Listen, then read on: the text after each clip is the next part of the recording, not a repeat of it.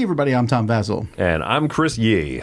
Today we're talking about Big Sur. And I have to say that regardless of everything else about this game, I really want to drive down this highway. Okay, I've gotten a chance to, and it is pretty amazing that it's a highway built right on the coast.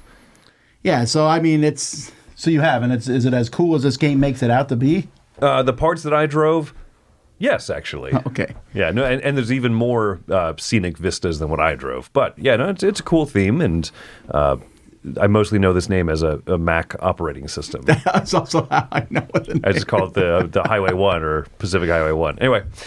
So Big Sur is a game in which you're building a stretch of that highway in front of you. Each person's doing it. You want to have the best one. Here's how it plays. In this game, you're going to be building a stretch of highway in front of you, and you're going to be scoring points for that at the end of the game. Now, the main way to get points is to build what is called a stretch. And so that would be where you have 3 or more of the same type of icon on the card. So you see the flowers here. There are 4 of them. So even though they're on different sides of the card, it's still a stretch, and you'll get 1 point per mile. This one's 3, 1, 2, and 1. And so that will give me 7 points at the end of the game. Now, the way that you'll do this is up here on a player's turn. The first thing you do is you'll draw 2 cards. So you can draw cards from the row or from the top of the pile. Cards can be used in one of 2 ways. They can be used as a stretch, or they can be used as a resource. And so you will discard cards into your own personal discard pile to play them, because each card has a cost in resources. So if you pay that cost, you're able to place that stretch into that card into your highway in front of you. Now, there's a couple things to that. Many of the cards that are 1 mile will have a resource, and once you have this resource, you can use it once per turn to help put out roads. Also, the top card of your draw pile can once on your turn be used as a resource to put the cards out in front of you. You also, on your turn, if you have a stretch in front of you that meets the requirements, so let's say this one here needs 3 flowers. Well, I do have 3 flowers, so this card specifically says, when scoring, double the miles of the highway card below. So I would put this in front of me above that stretch, and that stretch of these flower cards cannot have another landmark placed on it. But if I have another landmark here that says score 1 point for each 3-mile card in your highway, but I would need 3 of these grain cards in a stretch. Right now, I don't have any in front of me. So, mountains, when scoring double the miles of the highway card below, I have 1 mountain here. I would need to add 2 more on this side before I could take this card. So you have to draw 2 cards on your turn. You may add cards to your highway by discarding and spending them. And if you meet the requirements for a landmark, you can take one of those and put it above your board. This will continue until there are no cards in the highway deck. When that happens, you'll score your highway for your stretches. Many of the 2-mile cards will have extra points they give you. Like this one here, score 1 point for each mountain icon in your highway. And for the landmark cards you've gotten, and whoever has the most points is the winner.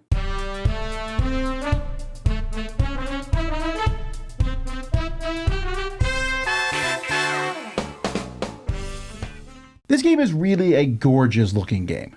I agree. And it's still cartoony. It has that kind of approachable look.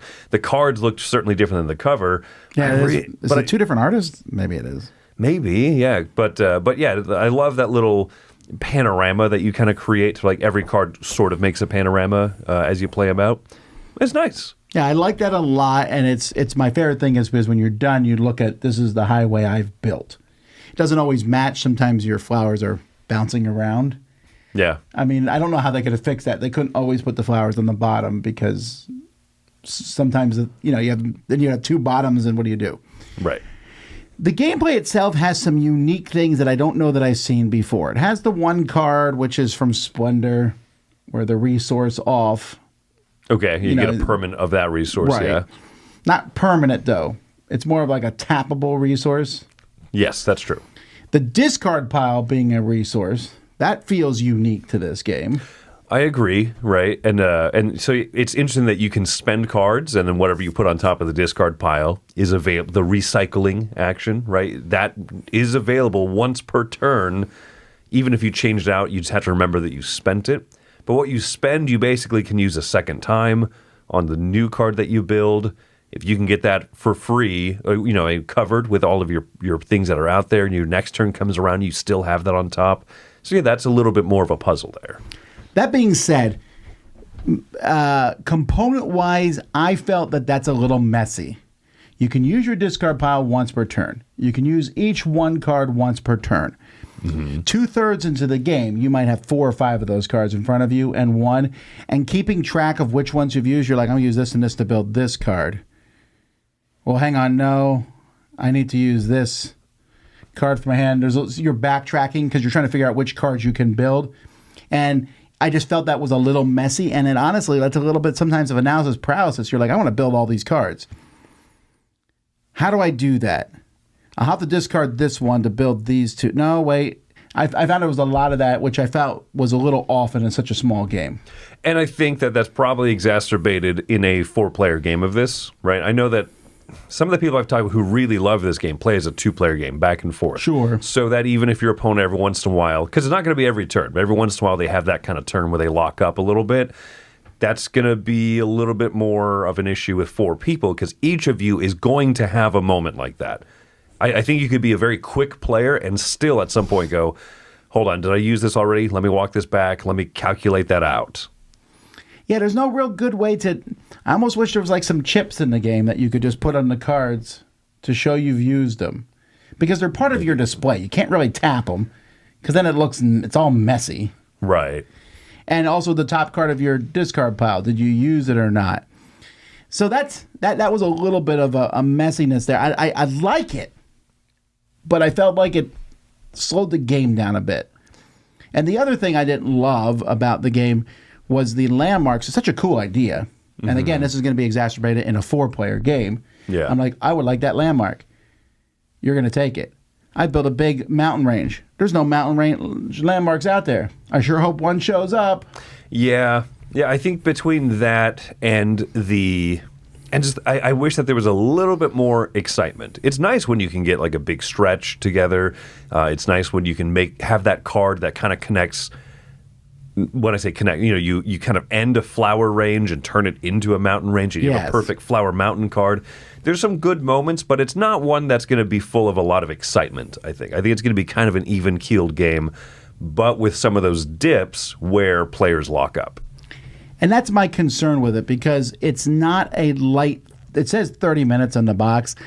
With 4 players, it is not 30 minutes. It's longer than that. It's close to 45. Not a huge deal, but it feels like a lighter game played too long for me. Mm-hmm. I like so many of the concepts, but you're right. 2-player is the best because it's back and forth. Although even 2-player, sometimes you get locked up with the landmarks because you're like, well, neither of us is working on it, and there's 4 mountains out there now. Right. And no one's doing mountains, and I don't want to switch to mountains and have to build 3 cards of that just to get one of those landmarks. So there's a little bit of oddities for that. So I can't really recommend this. It's a 6. There's a lot of stuff I like in it. It's just not particularly... It feels like it could have been streamlined more, which is odd because I don't know how. But it's not a big game, but it's not a small one either, and it's uncomfortably in the middle. Right. And for me, it's a 6.5 with some of those same little drawbacks. And like I said, for me also that the lack of like exciting peaks, right? Highlight moments where I feel like throughout the whole game I'm playing and it's good. It's well made. It gives me some of those little feels of a game like Forest Shuffle where you're spending cards to pay for other cards, building out a cool tableau, and at the end you say, look what I made. That's nice, right? And the end is nice. And just those little extra scoring ability cards. It's neat that the 1s and the 2s give you a little bit more than just cards and for any powers or resources and stuff. But yeah, a 6.5, a game that I still like and I recommend. Or I'm just shy of recommending it, but one that I would play again. If someone say, "Hey, you want to play Big Sur?" Yeah, I would because it's fun. Didn't dislike it, though I might say no to 4 players. I think I might say no on that. Yeah. So there you go. That's Big Sur. I'll see you on that highway someday. I'm Tom Vassell. And I'm Chris Yee. See you next time.